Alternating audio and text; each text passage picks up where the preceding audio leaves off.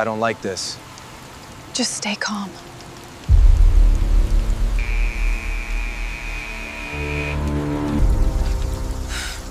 We have him cornered. Move in now. Right there. Don't you move. Put your hands on the car now. This is supposed to be your authority. Look at it now. Oh God, look at that. I understand my rights, officer. I am not resisting. Step away from the vehicle and keep your mouth shut. Did you hear what happened? They said she just stood there. All units, maintain perimeter. Over.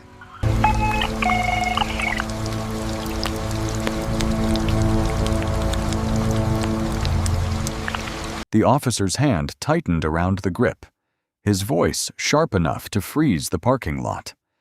"That badge is a toy," he laughed, while the black woman stood perfectly still, rain sliding from her coat onto the concrete. Why did she refuse to run? Why did she keep repeating only one sentence? Call the number on the back. And why did the dispatcher suddenly go silent when her name appeared on the federal line?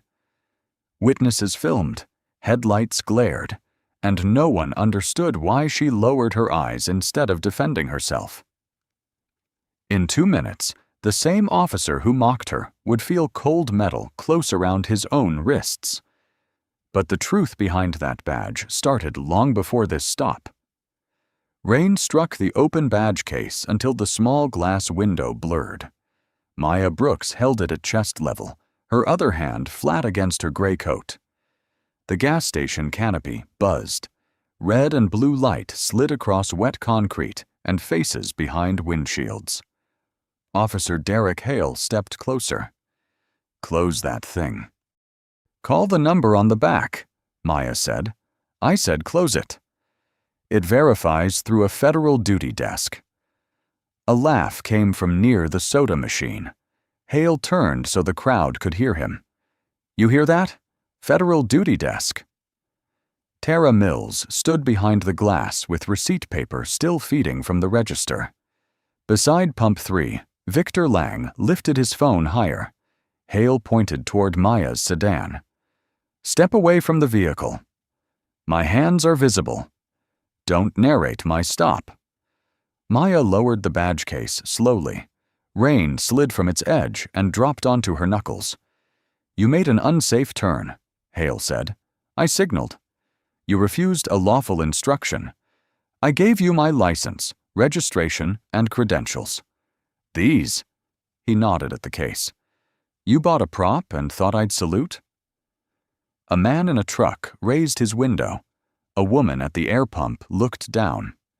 "Officer Hale, there is a verification number printed on the reverse side," Maya said. "Call it?" His jaw shifted. "You don't get to read my name off my chest and pretend we're colleagues." "I'm not pretending." "Then say what agency." The rain filled the pause. "Call the number." Hale smiled. "Convenient." Tara pushed the store door open. Warm air carrying coffee and bleach slipped into the rain. "Officer? I can, maybe—" "Stay inside," Hale snapped. The door eased shut. Tara's face stayed behind the glass. A second patrol car turned in from the road, tires hissing through shallow water. Hale glanced into Maya's open driver door. "Where are you coming from?" "Atlanta." "Where are you going?" "Ravenford." "That's not an answer." "It is the answer I'm giving until you verify my credentials." Maya's fingers tightened once around the badge case. The rain had found the seam in the leather. A stream ran over the stamped seal, making it shine and disappear. Hale reached for his shoulder radio. "Dispatch, I've got a female subject with questionable credentials at Route 11 and Mercer. Possible impersonation. Run Brooks, Maya. License ending 492. The radio crackled. "Copy. Stand by." "You're making this worse," Hale said. "No, I'm asking you to make it correct." Victor took one step closer, shoes splashing. "Officer, she's been calm the whole time." Hale turned on him. "Back up." Victor stopped. His phone stayed lifted, but his free hand opened, empty and useless. The radio clicked again. Static came first, then the dispatcher's voice, thinner than before. "Unit 12, confirm you said Maya Brooks?" Hale frowned. "Confirmed." Another pause stretched over the lot. The canopy lights flickered. Behind the glass, the receipt printer kept feeding paper no one had asked for. "Unit 12, the dispatcher said. "Do you have the credential number available?" Maya raised the badge case slightly, rain running from the corner like a tear. Hale did not take it. He stared at the radio as if it had spoken in a stranger's voice. At 6:45 a.m., the motel heater clicked 3 times and failed. Maya Brooks sat on the bed, rubbing warmth into her hands while rain tapped the window. The room smelled of old carpet, coffee, and lemon cleaner. On the nightstand, her father's silver watch lay beside her badge case, stopped at 6:12. Her phone vibrated. She let it buzz twice before answering. "Morning, Mama. You sound like you slept in a chair." "I slept on a motel mattress. Same category." Loretta Brooks gave a breath that was almost a laugh. "You in Ravenford yet?" "Outside it. 12 miles. Then turn around and have breakfast somewhere with real plates." Maya watched rain trace glass. "I have a meeting at 10. "With people who know why you're there?" "Some of them." "That means no." Maya picked up the watch. Its metal was cold enough to sting.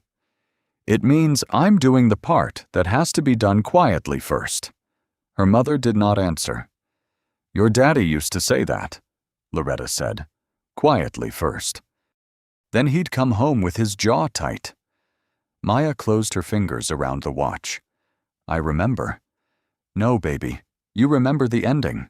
I remember the waiting." Maya crossed to the table. A federal task force folder lay open beside coffee gone gray. Ravenford complaint summaries, redacted names, traffic stops that became detentions, badge numbers repeating in the margins. One name underlined twice: Derek Hale. "I'm not there to relive it," she said. "You carry his watch every time you say that. It keeps me punctual. It hasn't ticked in 15 years. That's why it never disagrees." Loretta laughed, but it faded quickly. "Did you eat?" "There's coffee." "That is not food." "There's a muffin wrapped in plastic." "That is not food either." Maya opened the wrapper. The muffin smelled like sugar and cardboard. She broke off a piece, set it down, and slipped a folded photograph from the folder. Her father stood beside an old city bus, one hand raised against the sun. Elijah Brooks had not looked for trouble. Trouble had found him wearing a uniform that gave him no protection. Loretta's voice softened. "You still there?" "Yes." "Don't let them make you hard today." Maya put the photo beside the watch. "They don't get that much." Her second phone chimed. "Price. Briefing moved. Enter town alone. Observe before contact. Call if local interference starts." Maya read it twice. "What happened?" Loretta asked. "Schedule changed." "Good or bad?" "Useful." "That's not what I asked." Maya took her gray coat from the chair. "I'll call you after the meeting." "You'll call me before if something feels wrong." "Mama." "Say it." Maya slid the watch into her inner pocket, then placed the badge case beside it. One cold, one smooth. "I'll call before if something feels wrong." "And Maya?" "Yes?" "When you show them who you are, don't forget who you were before the badge." Maya looked at the photograph. "I never have." She ended the call and stood until the room settled around her, heater dead, rain steady, fluorescent light trembling above the sink. Then she folded the photo, zipped the folder into her bag, and turned the watch stem with her thumbnail. For 1 second, nothing happened. Then the old watch gave a single dry tick. At 7:18 a.m., Ravenford Police Department smelled of burned coffee and wet wool. Officer Derek Hale shook rain from his jacket and missed the hook twice before it caught. In the briefing room, fluorescent lights hummed over folding chairs and a wall map. "You're late," Sergeant Laura Baines said. "Clock in the hall's slow." "The hall clock is digital." Hale sat. "Then it's emotionally slow." Only Officer Trent Wilkes laughed, and he stopped when Baines turned her square face toward him. She was 46, compact, with hair pinned tight enough to make every nod look official. Baines clicked a pen. "Council meets tonight. Cameras outside, citizens inside, and a reporter asking about complaint numbers. We are not giving them a roadside circus." "Maybe council can stop inviting circus people," Hale said. "Derek." He raised both hands. "Listening." His phone buzzed. "Mom." Baines saw. "After briefing." "It's the pharmacy." "After." Hale set it face down. Lieutenant Owen Rusk entered without knocking. 51, silver tie clip, careful smile. He carried a tan folder and a mug stained with coffee rings. "Laura, keep them tight today," Rusk said. That was the theme. "Make it the rule." He placed the folder beside her hand. The tab read, "Pending Review." A second label had been peeled off, leaving a pale scar. Wilkes tilted his head. "That about the stops?" Rusk's eyes moved once. "Not your concern." Hale tapped the table. "If people stopped filing complaints because they don't like hearing no, we'd have less paperwork." Baines did not look at him. "People can file what they want. We document what happened." Rusk smiled. "And what happened needs to be clean." The room settled around the word. Rain ticked at the narrow windows. Baines slid the folder under her notes, but Hale saw 3 badge numbers in blue ink. His was circled once. "Something I need to know?" he asked. Rusk tightened his mug lid. "Outside agencies love patterns." "What outside agencies?" "Lawyers, news people, federal consultants." Baines cut in. "No shortcuts today. No attitude on camera. If a stop is routine, make it look routine." Hale's phone buzzed again. This time he stood. 30 seconds.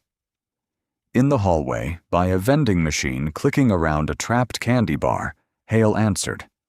"Ma?" A thin voice came through. "They said the blue pills aren't covered. I'll call them." "You're working." "I said I'll call. I don't want trouble." He stared at the candy bar against the spiral. "I'll come by after shift." "You eat breakfast?" "Coffee." "That is not breakfast." A corner of his mouth moved. "Everybody's a doctor today." When he returned, Rusk was gone, and Baines had the folder closed under her palm. "Route 11 needs extra passes," she said. "Gas station on Mercer had card skimmers and loitering calls." "Mercer again?" Hale said. "And Derek." He stopped at the door. "If someone hands you paperwork you don't like, verify before you perform." He glanced at the folder. "You worried about me?" "I'm worried about tonight's agenda." Outside, the patrol lot shone black in rain. Hale opened Unit 12 and wiped fog from the windshield with his sleeve. Inside, coffee from Rusk's mug spread slowly toward the hidden folder. At 8:07 a.m., Route 11 turned dull steel. Maya eased her sedan beneath the gas station canopy. Wipers stopped halfway, breaking the town into stripes. 2 pumps, wet flags, and a clerk taping a notice to the glass. Inside, Tara Mills looked up. She was 29, narrow-shouldered, with a pencil in her braid and sugar on her apron. Maya came in shaking rain from her gray coat and set a small leather case face down beside her wallet. "Regular on 2?" Tara asked. Yes, and black coffee. Long road? Long enough. The coffee machine hissed. You from around here? Not anymore. That means yes, but not recently. Maya gave a tired half-smile. That means you're good at this job. Outside, a patrol car rolled past the pumps, slow enough to appear twice through the rain-streaked glass. Tara's smile thinned. Officer Hale, she said. He passes when council meets. Does it help? Depends who's watching. Maya paid and took the coffee. Behind her, the receipt printer chattered. Ma'am, Tara called, tearing the slip. You forgot. Red light crossed the glass. Then blue crossed Tara's face. Maya looked at the receipt in Tara's hand. Keep it for me. She stepped into the rain. Officer Derek Hale was already out of Unit 12, one palm raised. Driver, stay by your vehicle. Maya set her coffee on the roof. Is there a problem? You made an improper turn from Mercer. I signaled. You crossed late. There was standing water near the curb. He came closer, boots sending water over the concrete. His uniform smelled damp. License and registration. They're in the console. No sudden moves. I'm telling you where they are. I heard you. Behind the glass, Tara still held the receipt. The paper trembled each time the door seal sighed. Maya retrieved her license, registration, and the leather case. She offered the first two documents. My credentials are here as well. Hale took the license and registration, but not the case. Credentials for what? Federal service. Verification number is printed on the back. His eyebrows lifted. Federal service. What division? Maya glanced at the body camera. Its red light blinked once. Please verify the number first. He leaned toward the open door and looked at her overnight bag, motel key sleeve, and black folder. You got somewhere to be? At 10. Court? No. Probation? Rain tapped the roof while the word sat there. Maya picked up the coffee to move it from the slick paint. Hale stepped forward. Leave that. The cup slipped. It hit beside the rear tire and burst open, dark coffee spreading into a shallow puddle. Steam faded in the cold air. Tara flinched behind the window. Maya looked down. Then she raised her empty hand. You asked for documents. I gave them. Hale finally took the badge case by one corner. He opened it halfway, enough to see the edge of the seal, then closed it. This doesn't look right. It will verify. You people always have a script? Maya's mouth changed, but her voice did not. Call the number on the back. Someone inside lowered the radio until only rain and buzzing lights remained. Hale held the case low, away from his radio. Step away from the car. Maya did. The puddle swallowed the last brown ribbon of coffee at her heel. Farther, Hale said. Maya stepped back from the sedan. Rain cooled the coffee stain near her shoe and carried it toward the drain. She kept her hands visible. The leather strap of her bag caught under 2 fingers. Turn around. No. The pump monitor beeped over the word. Hale's face hardened. You refusing? I'm declining to turn my back while my credentials remain unverified. You don't get conditions. I'm giving you the correct procedure. Victor Lang stood by the newspaper box, phone lifted. Officer, she showed you the card. Hale looked at him. You want to join this stop? Victor swallowed. I'm just saying. Then don't. Tara pushed the glass door open. A receipt curled in her fingers. Officer Hale, I can read the number if you need. Inside, Tara. It has a seal. Inside? The door chimed shut. Tara stayed behind the glass. Maya's hand lowered an inch toward her bag, then stopped. Hale noticed. What's in there? Work materials. Personal items. Open it. Not without a lawful reason. He laughed toward the gathering faces. Hear that? She's teaching class now. No one laughed. Maya's fingers tightened around the strap until the leather folded and her knuckles drained pale. Her voice stayed even. Officer Hale, call the number printed on the back. It connects to a verification desk. Or it connects to your cousin. It doesn't. You got an answer for everything. I have one answer. Say it again. Call the number on the back. Victor's phone caught Hale's grin. That badge is a toy. The sentence landed across the lot. Tara's receipt slipped from her hand and fluttered against the candy rack. Maya did not reach for the badge case. She let Rain strike it in Hale's grip. Turn off that phone, Hale told Victor. I'm on public property. You're interfering. I'm standing by a newspaper box. Hale stepped toward him. Maya spoke first. He is not part of the stop. You don't direct me. No, your policy does. The red light on Hale's body camera blinked. He held Maya's license under the canopy light. Driving into Ravenford alone before a council meeting. That's correct. What's at 10? A meeting. With who? I'll answer after verification. You think silence makes you important? It keeps the record clean. For a moment, all anyone heard was rain on the canopy and trucks hissing on Route 11. Hale reached for his radio. Dispatch, Unit 12. Start me a supervisor to Mercer Fuel. Subject refusing lawful instructions, presenting questionable federal identification. Unit 12, copy, the radio answered. Supervisor en route. Maya lifted her chin. Add that the subject requested credential verification. Hale's thumb paused. Add it, she said. His smile vanished. He leaned closer, rain dropping from his hat brim between them. You keep talking like that, Ms. Brooks, and this gets less comfortable. Maya did not step back. Inside the store, the register began spitting paper again while Tara stood frozen behind the counter. Outside, Victor's phone trembled, but it stayed pointed at the two figures under the lights. A second set of headlights washed across the pumps, and Hale looked relieved before the patrol car even turned in. The second patrol car stopped crooked across Pump 4, blocking the only easy exit. Sergeant Laura Baines stepped out with her rain hood down and one hand on her belt.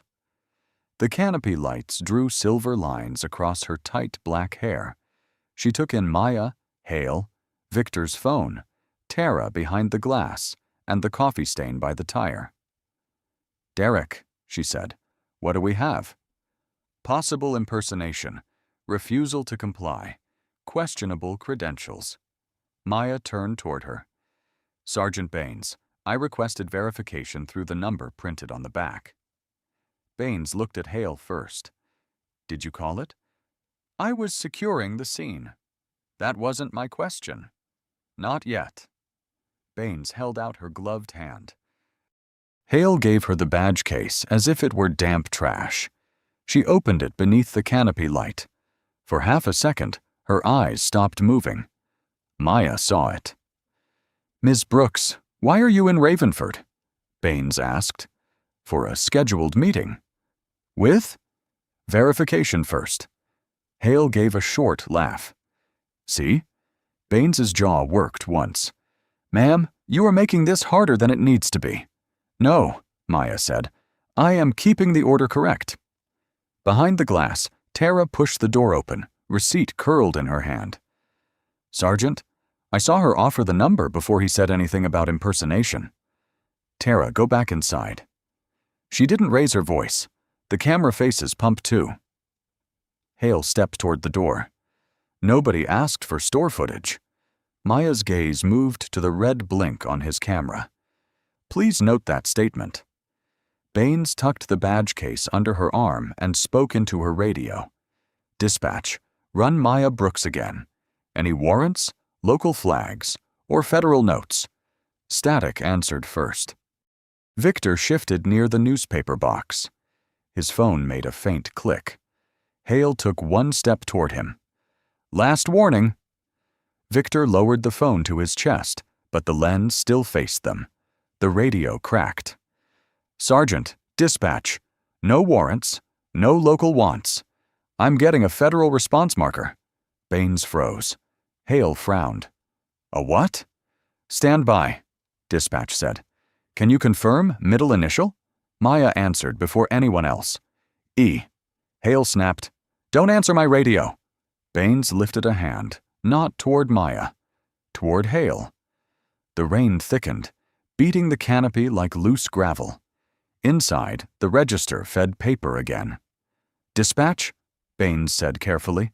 "Repeat the marker." "I need the credential number." Maya extended one hand. "It is on the back." Baines looked down at the closed leather case. She could have turned it over. Instead, she glanced at Hale, at Victor's phone, at Tara's face in the doorway. "Not over open radio," Baines said. "We'll verify at the station." Maya's eyes narrowed slightly. "That is not required." "It is now," Hale said.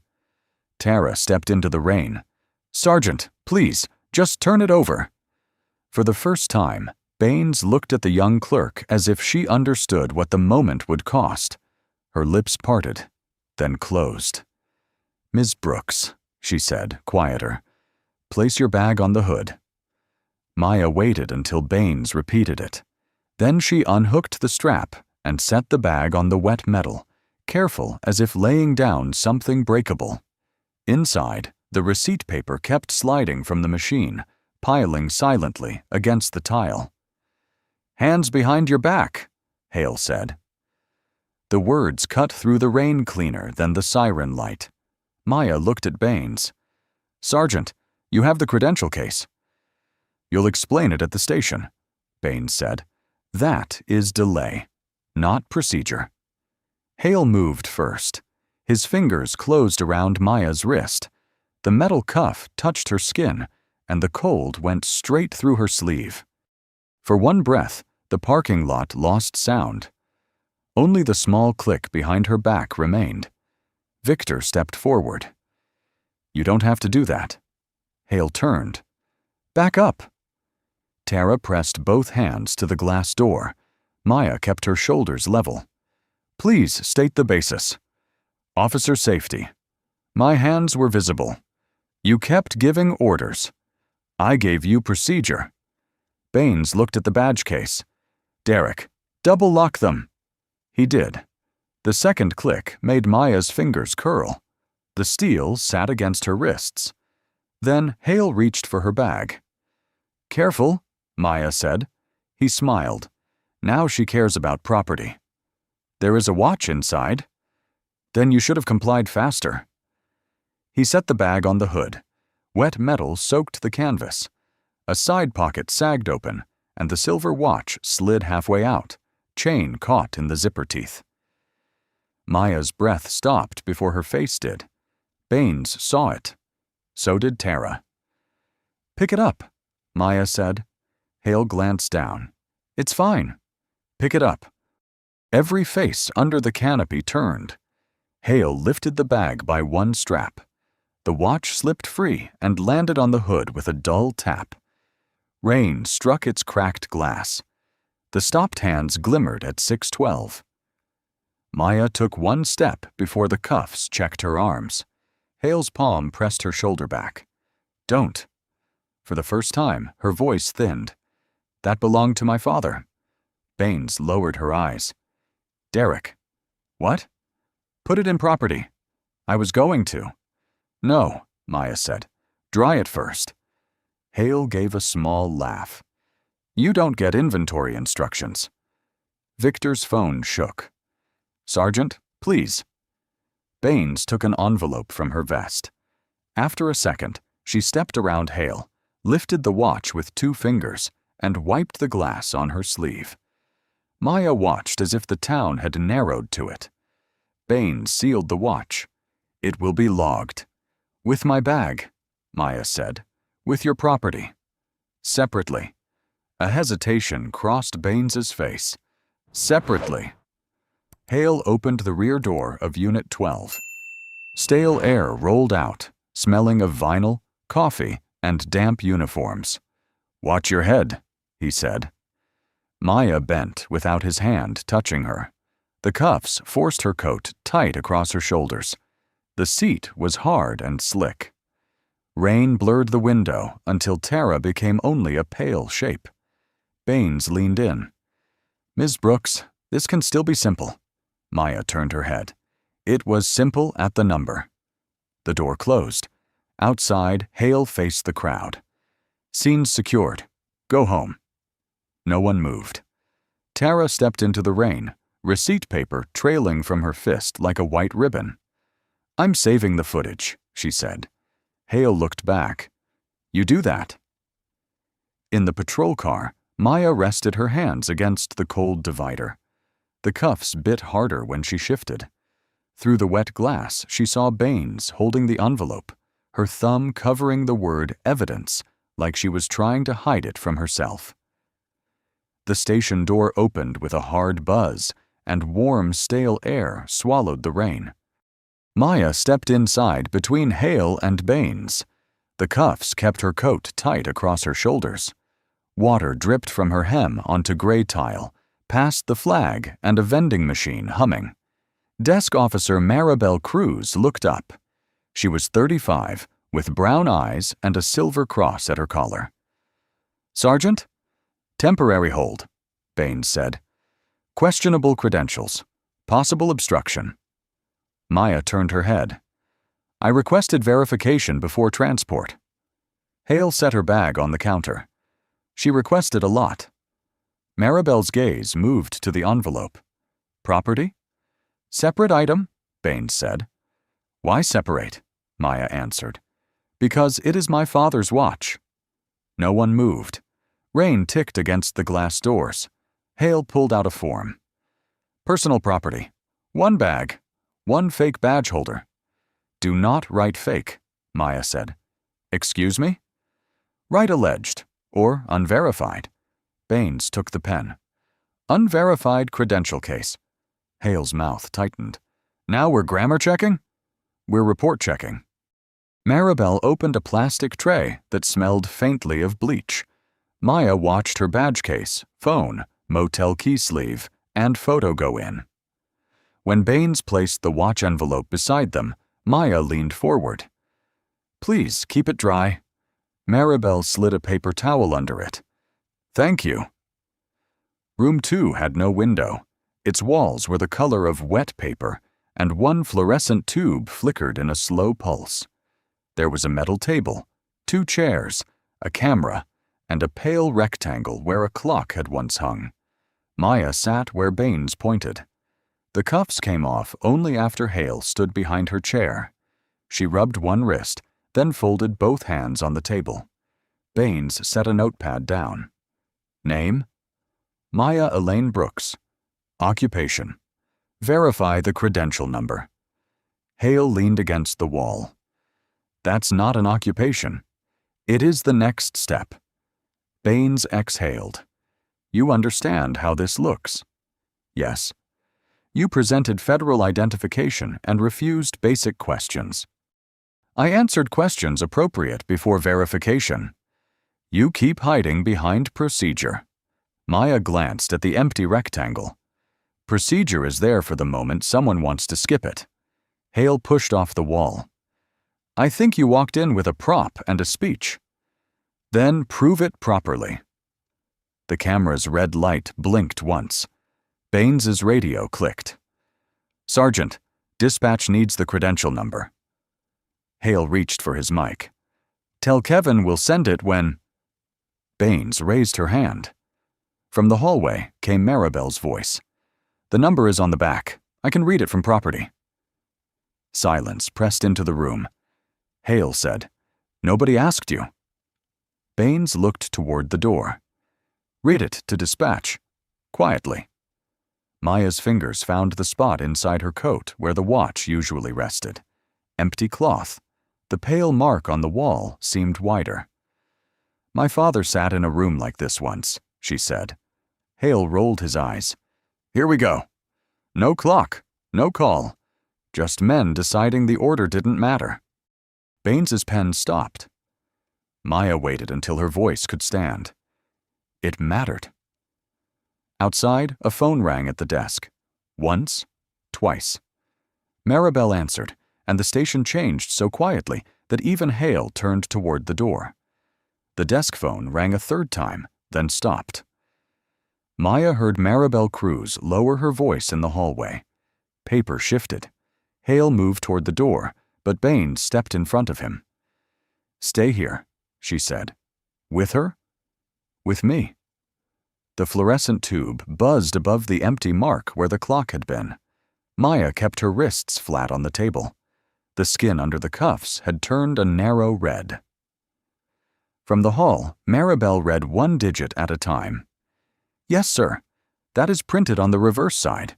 No, I did not alter it. Hale gave a dry laugh. Now Cruz is talking to Washington. Maya looked at the camera. Please note the credential number was available at the scene. You can stop performing, Hale said. I'm preserving sequence. A red light began blinking on the wall phone outside the door. Once, twice. It painted the hallway in brief cuts of color. Maribel appeared first. Sergeant, dispatch wants you on line 2. About? Federal verification. Hale crossed his arms. Say the rest. They asked that Ms. Brooks not be questioned further until supervisory contact. Baines stepped into the hall. Hale followed, despite her look. Maya remained seated. In dispatch, Kevin Morrell stood over 2 monitors, headset crooked against his thinning blonde hair. 33, thin-faced, with a coffee stain on his sleeve, he tapped keys twice whenever doubt hit him. Mr. Morrell, a woman said through the federal line. This is Assistant Special Agent in Charge, Camille Price.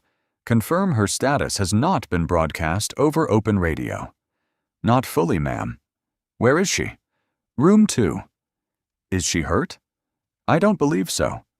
Belief is not a report. Who has custody? Ravenford PD. Sergeant Baines on shift. Officer Hale initiated. Kevin looked at the screen. Maya Elaine Brooks was no longer just a license return. A restricted warning filled the monitor. Camille Price said, Preserve body camera footage, dispatch audio, CAD notes, property logs, and station video. No deletion, no overwrite, no local review first. Yes, ma'am. And Mr. Morrell? Yes. You did the correct thing by calling. His tapping stopped. Across the hall, Baines listened on line 2. Say that again, she said.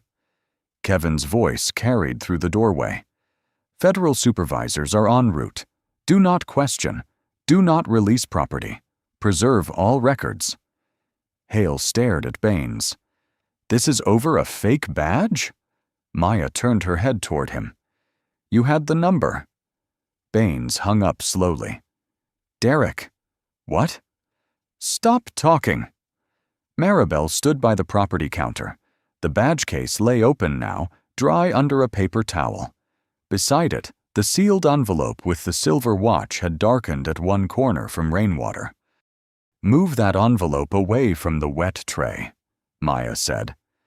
Hale barked. You don't give orders from in there. Baines crossed to the counter and moved it herself.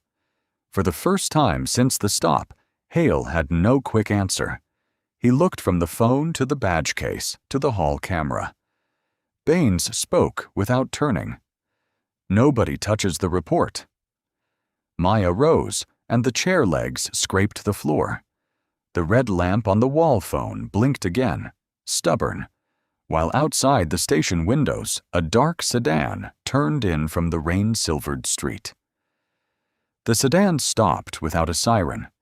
2 people stepped out beneath black umbrellas. The first was a woman in a navy coat, 45, close-cropped curls silvered by rain, her face calm enough to make the desk straighten. Behind her came a tall agent with a hard case. Maribel opened the door. "Assistant Special Agent Camille Price," the woman said. "Special Agent Jordan Ellis. Where is Maya Brooks?" Baines left the counter. "Room 2. Alone?" "Yes." "Camera running?" "Yes." "Then nobody enters until I do." Hale exhaled. "This is a local detention." Camille folded her umbrella. "Not anymore." The station smelled of damp coats, copier heat, and old coffee. Camille stopped at the counter. "Who handled the badge case and envelope?" Maribel lifted a clipboard. "Officer Hale received the case. Sergeant Baines took custody. I logged it. The watch was separated at Miss Brooks's request." "Why is the envelope wet?" No one answered. When Camille entered room 2, Maya stood. "Maya?" "Camille. Are you injured?" "No." "Questioned after requesting verification?" "Yes." Hale appeared in the doorway. She refused to identify her agency. Maya looked past him. "I requested number verification first." Camille turned. "Officer Hale, step away." He did not move. Baines touched his sleeve. "Derek?" He stepped back. Jordan connected a cable to the monitor. His tablet chimed. "Body cams, hallway video, room 2 video, CAD log, dispatch audio, property entries. Preserve all of it." Lieutenant Owen Rusk came from the rear office. "We can provide whatever is appropriate through the city attorney." A sharp-eyed woman entered behind him. "Lieutenant, don't say another word." "Naomi Voss," she told Camille. "City attorney. Then help preserve evidence." Hale laughed once. "So we panic because she knows people?" Jordan looked up. "No, because the credential is valid." He tapped the screen. Maya Elaine Brooks appeared on the monitor, access restricted beneath her name. White light washed across Hale's face. Baines stared at the badge case. Hale pointed at the screen. "That could be—" "Careful," Naomi said. Camille faced him. "Officer Hale, you detained a federal agent after being given a verification method. You transported her, delayed verification, and let personal property sit in the rain. Pending review, you are relieved of duty and placed under formal custodial hold." "For what? Doing my job?" Maya stepped into the doorway. Her wrists were bare, marked by 2 thin red lines. Camille's voice stayed low. "Turn over your radio and duty belt to Sergeant Baines." Hale looked at Baines. "Laura?" Baines held out a plastic tray. His radio clip scraped loose. His badge followed, face down. Jordan read the notice. Hale's hands came forward slowly. The station had watched him command a parking lot. Now it watched him wait for instructions. He tried to smile at Maya. "You satisfied?" Maya looked at the envelope. "No." Camille nodded. "Separate hold. Preserve audio." As Hale was led down the hall, the camera kept blinking. Maya crossed to the counter and touched the sealed envelope, not opening it.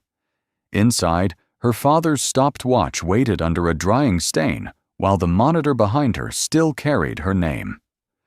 The video rewound with a dry digital chirp. On the screen, rain crossed the gas station lot, and Hale's voice came through the speakers. "That badge is a toy." Denise Calder, 58, pressed the spacebar. The city's hearing officer had steel gray hair and glasses on a chain. The annex smelled of floor polish and cold pizza. "Again from the first credential offer," Camille Price said. Jordan Ellis dragged the file back. Rewind. Maya's voice. "Call the number on the back." Maya sat with her hands folded. The cuff marks had faded to 2 pink lines. Beside her elbow, her father's watch stayed sealed in a damp-edged envelope. Naomi Voss set 3 folders down. "Body cam, dispatch audio, preliminary report." Lieutenant Owen Rusk adjusted his tie. "This is irregular." Denise did not look up. "So was the detention." The body cam froze on Hale opening the badge case halfway, then closing it before the back appeared. Jordan tapped rewind. Open. Shut. Rewind. Open. Shut. The sound repeated until Sergeant Baines lowered her eyes. Denise lifted the report. Officer Hale wrote that the subject refused to identify herself. Camille nodded to Kevin Morrell. Static filled the speakers, then Hale's voice asking dispatch to start a supervisor. "Keep going," Denise said. Kevin's voice came next. "Do you have the credential number available?" Denise paused it. "Was it available?" Maya answered quietly. "It was printed on the case Officer Hale held." Denise wrote that down. Camille folded her hands. "Sergeant Baines, why transport her instead of verifying there?" "I believed station verification would reduce public escalation." "By handcuffing her in public." Baines glanced toward Maya. "That was Officer Hale's decision." "You supervised it." "Yes." Denise turned to Maya. "Agent Brooks, observed facts only." Maya touched the watch envelope, then withdrew her hand. "At Pump 2, I provided my license, registration, and credential case. I requested verification through the printed duty number." Officer Hale declined. Sergeant Baines reviewed the case but did not turn it over. Dispatch asked for the number. I was transported before it was provided. "Did you threaten either officer?" "No." "Raise your voice?" "No." "Refuse your name?" "No." Rusk said, "You declined to name your agency." "I declined to discuss assignment details before credential verification." "Convenient." Camille's chair legs scraped softly. "Lieutenant?" Maya turned to Rusk. "It is a distinction your department trains on." Naomi slid a binder across the table. "Ravenford Policy, page 42. Denise read. "Outside agency credentials shall be verified by printed contact method when safe to do so." Baines whispered. "It was safe." The words were small, but the red microphone light caught them. Denise closed the binder. "We need external witness material." Victor Lang raised his phone from the back row. "I have the whole thing." Jordan stood. "We'll copy it with your consent." Before Victor moved, the annex door opened. Tara Mills came in with rain-dark hair, her apron under a coat, and a clear plastic sleeve held flat against her chest. "I have something else," she said. "The receipt from Pump 2, and the store camera didn't erase yet." Tara did not sit at first. She stood inside the annex door, rain dripping from her hair. The plastic sleeve in her hands had fogged at the corners. Under it lay a receipt, wrinkled soft, the ink almost blue under the lights. Denise Calder removed her glasses. "Ms. Mills?" "Tara Mills, morning shift at Mercer Fuel." Camille Price pulled out a chair. "You can sit." Tara looked at Baines, then at Hale's empty place. "I'm trying," Maya said. "Thank you for coming." Tara sat carefully. "I should have done it before they took you." Denise nodded to the sleeve. "What do you have?" "The receipt from Pump 2. Timestamp, authorization, camera marker." Tara slid it forward. "He stopped her at 8:09. The report says 8:22. The receipt clung to the plastic. Tara peeled it free, then smoothed it with her palm, as if flattening a bandage over a cut. Jordan photographed it. Sale ended at 8:06. Camille checked the report. Hale placed first contact after supervisor arrival. Victor Lang made a small sound. "That's not true." Denise turned. "Mr. Lang, please wait." "I know." He gripped his phone. "I heard him say it." Jordan connected Tara's drive. Grainy footage filled the monitor. Maya entered the store, paid, received coffee. Tara pointed. That's when she said keep the receipt. On screen, Hale's patrol car rolled past the pumps once, then came back slower. Baines's pen stopped. Audio? Denise asked. Near the register only, but you can hear the door. The speakers caught the chime. Rain. Tara's voice. Ma'am, you forgot. Then patrol lights swept across glass. The next angle showed Tara behind the counter, receipt in hand. Her mouth moved. She did not leave. I told myself it wasn't my place, Tara said. Maya did not look away. You opened the door. And closed it. Victor's phone video came next, shaky at first, then steadier on Hale holding the badge case. I almost stopped when he looked at me, Victor said. Why didn't you? Denise asked. Because she kept saying one sentence. Not loud, just the same sentence. I thought if nobody saved it, later everyone would say she never said it. The video played. Maya's voice came through rain and static. Add that the subject requested credential verification. At the back wall, a woman in a dark green coat raised a notebook. She was 41, with copper-brown skin, short twists, and a press badge tucked in her scarf. Name? Denise asked. Elena Grant, independent journalist. Rusk stiffened. This is not a spectacle. Elena clicked her pen.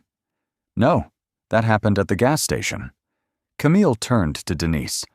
I request files involving delayed report times, verification disputes, and property handling. Rusk pushed back his chair. Those files are unrelated. Naomi opened the tan folder. Maybe not. Inside were names, dates, and the same word in hands. Uncooperative. Baines reached for one page, then stopped. I signed 2 of those. Denise closed her notebook. We recess for document production. All files are preserved. Tara tried to return the receipt to its sleeve, but her fingers shook. Victor helped without speaking. At the far end of the table, Rusk looked toward the exit and found Elena Grant already writing down the time. Nobody leaves with copies, Denise Calder said. Chairs scraped, folders closed, and rain beyond the annex windows sounded louder. Naomi Voss kept the tan complaint file open while Lieutenant Owen Rusk adjusted his tie. Those are internal notes, he said. They were internal complaints, Naomi answered. Now they're evidence. Maya Brooks looked at the plastic tray near Camille Price. Hale's radio, nameplate, and badge lay inside it, dull beneath fluorescent light.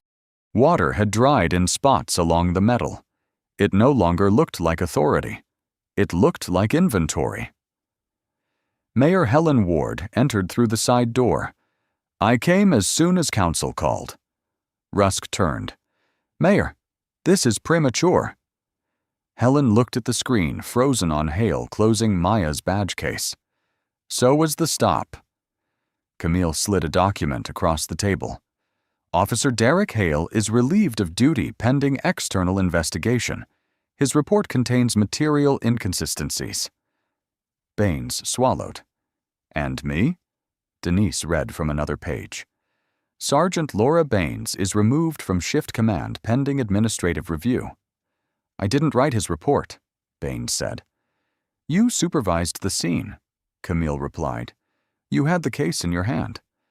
Baines looked toward Maya. I know. Jordan Ellis brought Hale in from the hallway. No belt, no radio, no quick grin left. He saw the tray first. You put my badge in a bin? Sit, Jordan said. Hale stayed standing. I made a call on a bad stop. She wouldn't say who she worked for. Maya's voice stayed low. You wouldn't turn the case over. That little detail again. The back was the difference.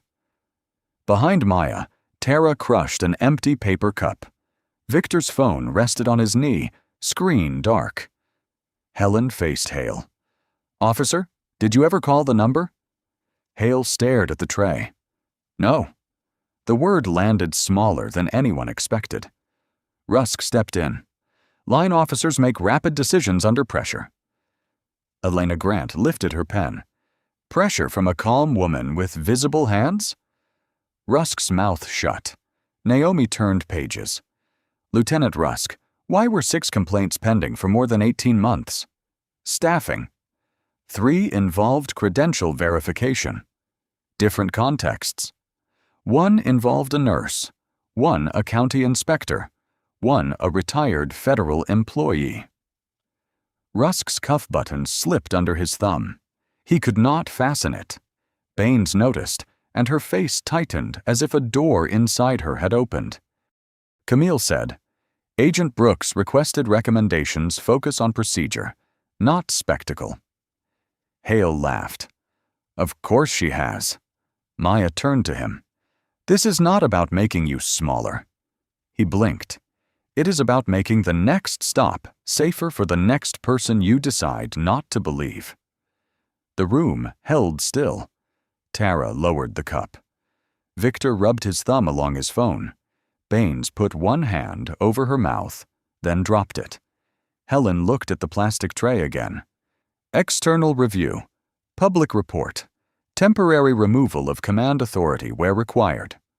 Rusk said, You'll break the department. No, Helen said. We'll find out where it was cracked. Jordan lifted the tray. Hale's badge shifted with a thin scrape against plastic, and Maya thought of her father's watch sealed in its envelope, still waiting to be returned. The laminated card slid across the council table and stopped against Maya's fingertips. Under Ravenford's seal, the first line read, Verify before escalation. Beneath it was the sentence no one had wanted to hear in the rain. Call the number on the back. Mayor Helen Ward stood at the lectern while the chamber filled with damp coats, floor polish, and camera buzz. Tara Mills sat near the aisle. Victor Lang held his phone in his lap. Laura Baines stood by the wall. This protocol covers credential checks, property handling, complaint review, and camera preservation, Helen said. Councilman Reeves frowned. Emergency sounds like an admission. Naomi Voss did not look up.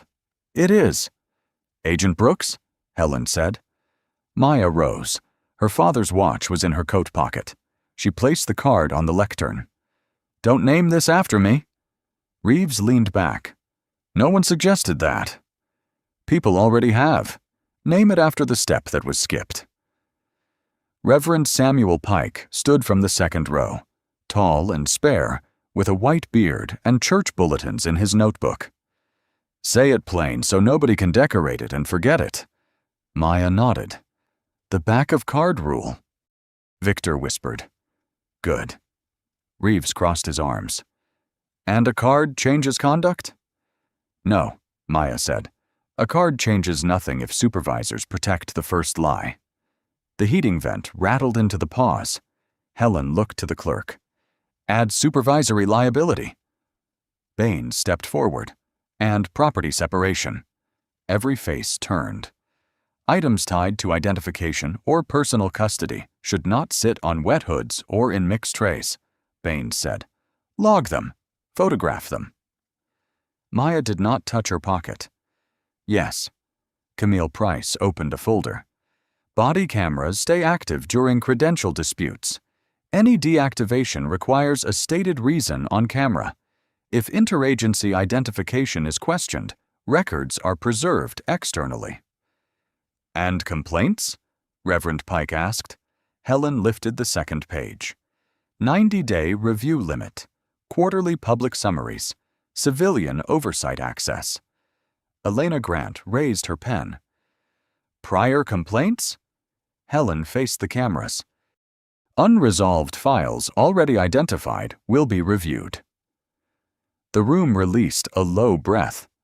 Tara stood, fingers twisting her sleeve. Can clerks report footage without being threatened? Naomi glanced at Camille. Add witness protection language. Victor raised his hand halfway. And people recording? Maya answered, recording from a lawful place is not interference by itself. Reverend Pike wrote that down hard enough to tear paper. The clerk printed the revision. The machine clacked and fed warm sheets into tray. Helen signed first. Naomi signed next. Camille added receipt acknowledgement. The laminated card made one more pass across the table. Reeves touched it, read it, and slid it to Baines. Baines stared at the words. I heard her say it. No one corrected the tense. Maya took the card last. Its plastic edge caught the chamber light, bright for a second, and then ordinary again. Make it small enough to carry, she said, and serious enough to use. Outside, the rain had stopped. Streetlights shone on puddles left behind, and Maya's phone lit with her mother's name before the first news alert crossed anyone's screen. Maya answered her mother outside the council chamber, where puddles held the streetlights in broken gold. Are you safe? Loretta asked. Yes. That is not the same as all right. Maya looked through the glass doors. Officials gathered laminated cards, reporters folded tripods, and Laura Baines stood by the wall around an untouched paper cup. No, Maya said. It isn't. 3 weeks later, Ravenford released the public report. Officer Derek Hale had been terminated after the external investigation found false statements, improper detention, and failure to verify credentials. His case remained with state authorities for review. Sergeant Baines was removed from supervision and assigned to retraining before any command role. Lieutenant Owen Rusk resigned after old complaints were reopened. No one clapped. Camille Price read the findings in an even voice. Naomi Voss sat beside the mayor with revised policies clipped in blue. On the first page was the back of card rule. Tara Mills stood near the door in her gas station jacket. When the report mentioned witness protection for clerks and civilian recorders, she pressed a folded receipt between both palms. Victor Lang leaned toward her. You okay? I still hear the printer, she said. So do I. Across the aisle, Baines turned toward Maya. I should have turned it over. The room waited too easily for a sentence that could make everyone comfortable. Yes, Maya said. Baines nodded. I'm sorry. Maya looked at the policy page. Then use that when no one is watching. By winter, the gas station on Mercer had a new sign by the counter. If you record from a lawful place, ask for the incident number. Tara kept the old receipt in a frame under the register, where her own hand could find it during long shifts. Victor volunteered for the Civilian Oversight Archive. Naomi showed him how to label footage without adding opinions. Just facts? He asked. Facts are plenty, she said. The first quarterly complaint summary was read aloud in the council chamber. Dates, actions, reviews completed. People stayed to the end. Elena Grant published the story without making Maya's face the headline. On a cold Sunday morning, Maya drove to her mother's house outside Atlanta. The kitchen smelled of cornbread, dish soap, and mint on the windowsill. Loretta sat at the table, the silver watch between them. Its cracked glass had been cleaned. A repairman had not made it new. He had only coaxed the old mechanism back into motion. Tick. Loretta touched the chain. Your father would have said it was too much fuss. He liked fuss when other people needed it. He liked pretending he didn't. Maya opened the envelope beside her plate.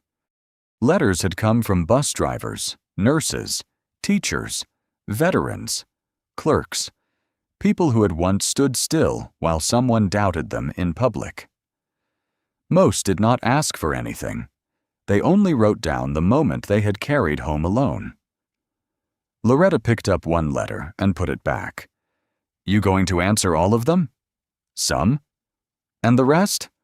I'll keep them. Maya wound the watch. This time, it did not hesitate. The second hand moved across the old face with a soft, stubborn rhythm. Loretta covered Maya's hand with hers.